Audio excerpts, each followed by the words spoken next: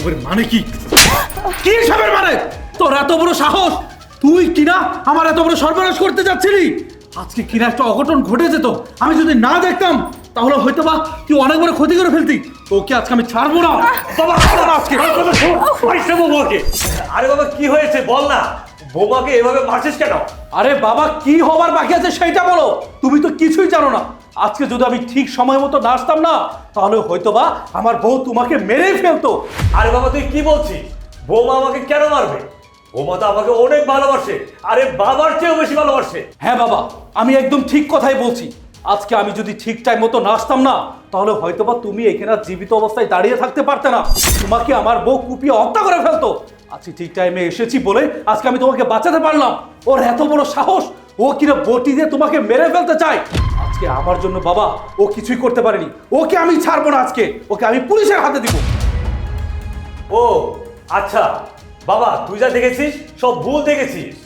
আরে আমি তো বৌমাকে বলেছিলাম বটি দাও আর প্লাস আনতে, দুদিন পরে তোদের ম্যারেজ ডে, তাই ডেকোরেটর থেকে কাপড় এনে আরে আমি নিজেই সাজাচ্ছি, এমনকি বৌমা আমাকে সাহায্য করছে।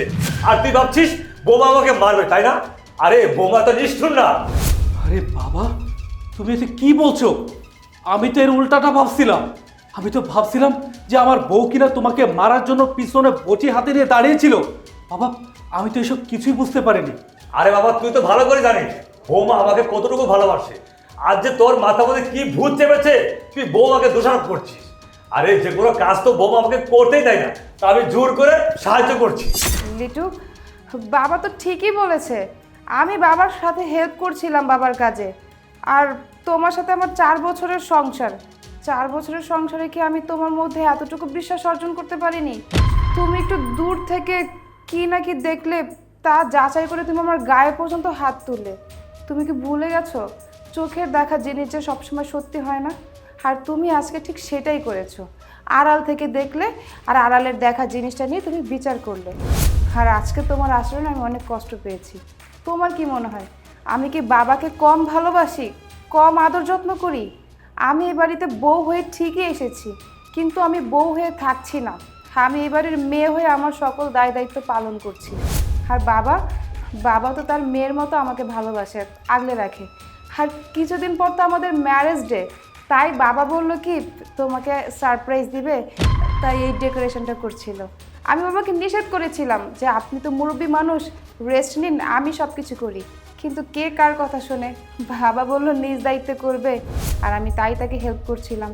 আমি না কখনো ভাবিনি যে তুমি আমাকে এতটা ভুল বুঝবে। আসলে আমি তো ঘরের বউ, তোমার অ্যাটলিস্ট উচিত ছিল আমাকে বিশ্বাস করার। আর আমি বা কি বোকার মতো তোমাকে বলেই যাচ্ছি।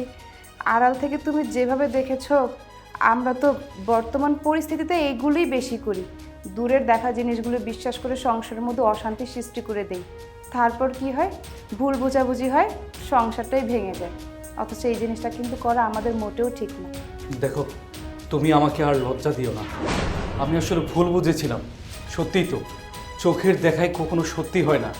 এর আড়ালে তো আসল সত্য লুকিয়েছিল। তুমি আমার বাবাকে কতটা ভালোবাসো সেটা আগে জানতাম না, আজ বুঝতে পারছি। আমি তোমাকে ভুল বুঝে আজকে তোমার আমি গায়ে হাত তুলেছি, তোমাকে কত করে নিচু করে কথা বলেছি। দেখো, তুমি খুব ভালো করে জানো আমার বাবাকে আমি কতটা ভালোবাসি। সেই ছোটোবেলায় আমি আমার মাকে হারিয়েছি। এরপর থেকে বাবা মা দুইজন বলতে আমি একমাত্র আমার বাবাকেই বুঝি।